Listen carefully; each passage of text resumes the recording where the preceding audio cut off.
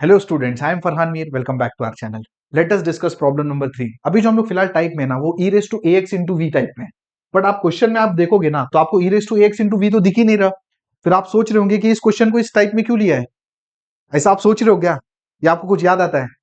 आपको एक कसम खिलाया था, क्या कसम थी वो बोलो? कसम वन, कसम क्या वन क्या थी आपकी, बोलो। याद है क्या? ऑलवेज, बोलो बोलो, always convert hyperbolic into exponential. मतलब बाकी बच्चों को क्या दिख रहा है मालूम है? बाकी बच्चों को क्या दिख रहा है? ये हाइपरबोलिक का टर्म है। और हमको क्या दिख रहा है? अरे हाइपरबोलिक नहीं है, एक्सपोनेंशियल का टर्म है, क्योंकि हम कसम खाए थे। मतलब जब ये एक्सपोनेंशियल है और ये नॉर्मल वी है आपका, तो ये प्रॉब्लम इस टाइप में आ गया। ठीक है, तो आगे देखते हैं इसको कैसे सॉल्व करेंगे। बट प्रॉब्लम देखते ना, कसम दिमाग में आ गई, आधा काम तो इधर ही हो गया। मतलब सॉर्ट आउट हो गई लाइफ, समझ में आ गया। बस करना क्या, आप केयरफुली करोगे तो प्रॉब्लम सॉल्व है। सबसे पहले ऑक्सिलरी इक्वेशन निकालते हैं। D square minus one is equal to zero, D square is equal to one, D is equal to plus minus one, and C F आपका रेडी। ठीक है, चलो पी आई स्टार्ट करते हैं। One upon F D into R H S. ठीक है, F of D into R H S. R H S आपका क्या है? Cos H X into cos X, so which is equal to one upon F D.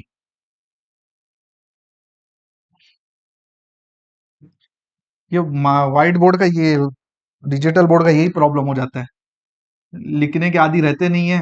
One upon F d cos H x. Cos H x को आप क्या लिखोगे? E raise to x plus E raise to minus x upon two. ये कर लिया आपने trick, कसम आपको याद आ गई, आपकी लाइफ बड़ी सिंपल है। नहीं कर लिया होते फिर तो प्रॉब्लम सॉल्व होने से रहा। ठीक है, नेक्स्ट। अब एक काम कर लो, इस वन अपॉन टू को आप बाहर ले लो। ठीक है, one upon F D into पहला टर्म। पहला टर्म आपका क्या है देखो, e raise to x into cos x, ये आपका फर्स्ट टर्म है, plus one upon F d. Second term आपका क्या है?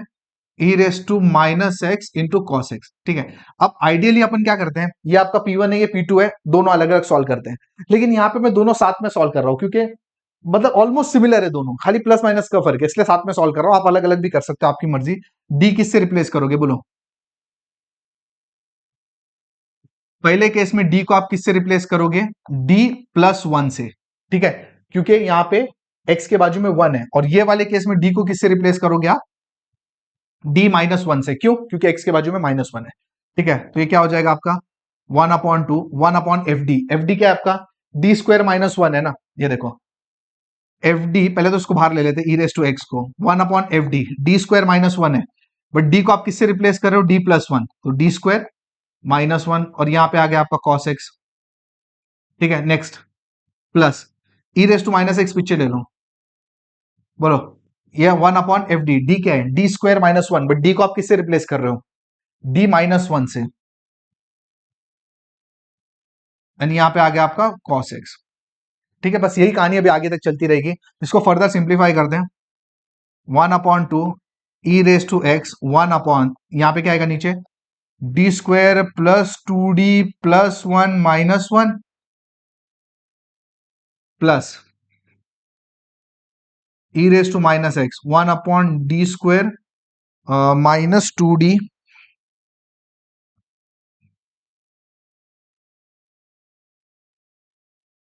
प्लस वन माइनस वन, और आ जाएगा कॉस एक्स। ठीक है, तो देखो, तो बेसिकली बचा गया इधर one upon two E raise to X, one upon, ठीक है बोलो, प्लस वन माइनस वन तो गया, in short D square plus two D बचा।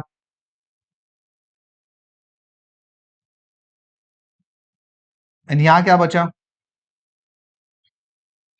प्लस वन माइनस वन तो गया, basically D square minus two D बचा। ठीक है, नेक्स्ट स्टेप, डी स्क्वायर को रिप्लेस करोगे माइनस ए स्क्वायर से। तो ये दोनों स्टेप में डी स्क्वायर किससे रिप्लेस होगा? माइनस ए स्क्वायर से, मतलब माइनस वन से इन शॉर्ट, है ना, क्योंकि दोनों में ए क्या है? वन है ना, तो माइनस ए स्क्वायर से। अगर ये रिप्लेस किया आपने, तो देखो क्या बचता है।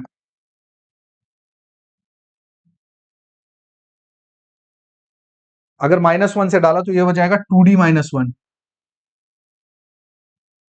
है ना। ये डी स्क्वायर रिप्लेस हो रहा है माइनस वन से, डी तो कुछ नहीं होता, two D minus one. And यहाँ पे क्या आएगा? ये भी माइनस वन है, माइनस वन मतलब minus two D minus one basically.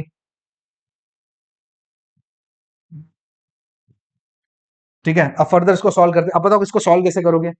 Simple सी बात है, इसको अपने को क्या करना पड़ेगा? रैशनलाइजेशन, है ना, कितनी बार कर चुके अब तक तो। ठीक है, चलो इसको रैशनलाइजेशन करते हैं। तो ये हो जाएगा वन अपॉन टू अंदर आ जाएगा ई रेस टू एक्स, ठीक है, डॉट 2d-1, तो रैशनलाइजेशन करोगे तो क्या आएगा, बोलो 2d-1, तो ये हो जाएगा 2d-1, 2d+1, ऊपर आ जाएगा 2d+1 इंटू कॉस एक्स। ठीक है, ये पहला टर्म हो गया आपका। नेक्स्ट अभी दूसरा टर्म, एक काम कर लेते हैं, ये माइनस दिख रहा है ना, माइनस बाहर ले लेते हैं। ठीक है, तो क्या होगा, minus E raise to minus X, minus बाहर ले लेता हूं। ठीक है, तो बचा क्या, 2d+1 बचा, ये देखा जाए तो। ठीक है, तो क्या होगा,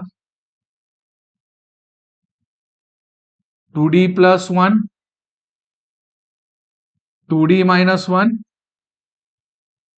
2d-1 एंड कॉस एक्स। ठीक है ना, तो चलो आगे बढ़ते हैं, सिंप्लीफाई करते हैं। 1/2 ई रेस टू एक्स, ठीक है, ऊपर वाला जो है ना उसको इधर देखो क्या रहा है, इधर 4d² - 1 है ना, a+b a-b, ऊपर वाला रहने दो ऐसे ही, 2d+1 है ना, रहने दो उसको, ऐसे बाद में देखते हैं। यानी आएगा cos x, बराबर है, minus E raise to minus X, ये अपॉन ये भी वही आएगा 4d² - 1। ठीक है ना, ऊपर क्या आएगा, ऊपर का इसको ऐसे रहने दो फिलहाल, 2d-1 को, और आएगा cos x। ठीक है, अब इसको नेक्स्ट d² को क्या रिप्लेस करोगे, -1, कहां रिप्लेस करोगे, इधर, एंड इधर अगर -1 से रिप्लेस करते हो तो क्या आना है देखो,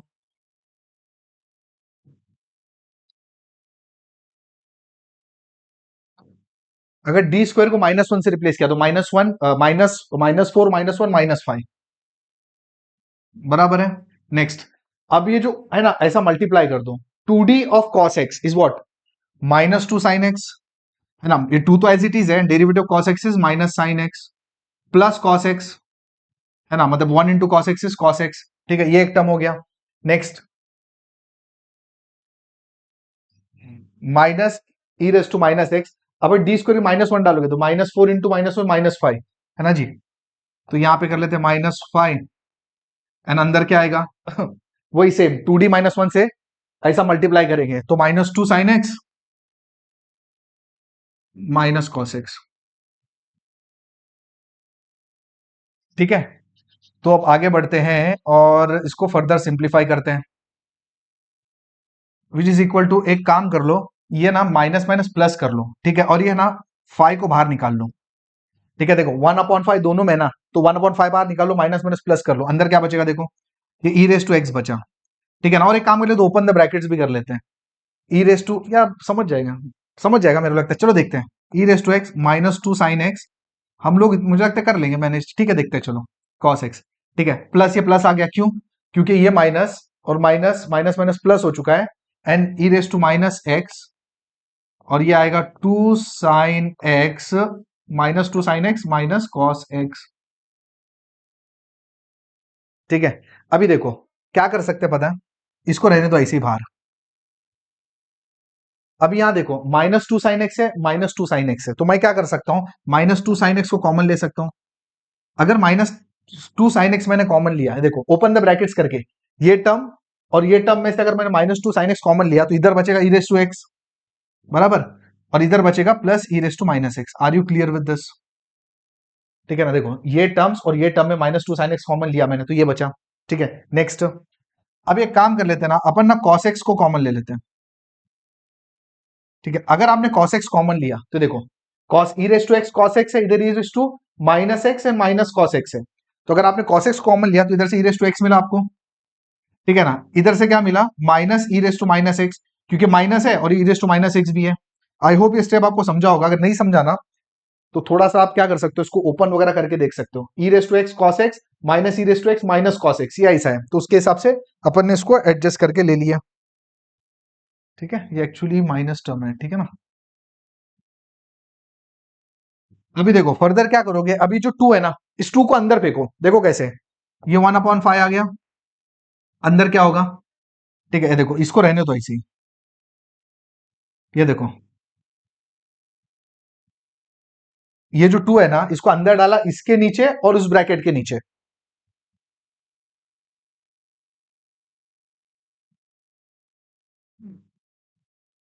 जब आपने स्टार्टिंग में हाइपरबोलिक को एक्सपोनेंशियल में कन्वर्ट किया था तो वापस भी तो कन्वर्ट करेंगे ना, प्रॉब्लम एक्सपोनेंशियल में थोड़ी ना छोड़ेंगे। अगर कन्वर्ट हो रहा है तो हाइपरबोलिक में कर देंगे, क्वेश्चन हाइपरबोलिक में था। हाँ, अगर नहीं होता तो अलग बात है, तो नहीं करते, बट हो रहा है तो करना चाहिए ना। 1/5, ये देखो, ये आपका -2 sin x, ये है आपका cos hx plus cos x, and ये आपका है sin hx। तो ये आपका क्या बन गया भाई, ये आपका बन गया पी। ठीक है, अब मेरे लिए आप थोड़ा बहुत एक काम तो कर ही सकते हो, पी आ गया तो सोल्यूशन क्या होता है, C F plus P I. आप अपने पास जगह नहीं है और आप इतने समझदार हैं कि इस सी एफ को पी आई के साथ जोड़ के आप अपना सोल्यूशन लिख सकते हैं। I hope this problem is clear to you. तो अगर आपको समझ में आ गया पूरा प्रॉब्लम तो लाइक का बटन दबाओ और इस वीडियो को अपने दोस्तों के साथ शेयर करो, चैनल को सब्सक्राइब करके रखो ताकि ऐसे वीडियोस आपको और मिलते रहें। Thank you.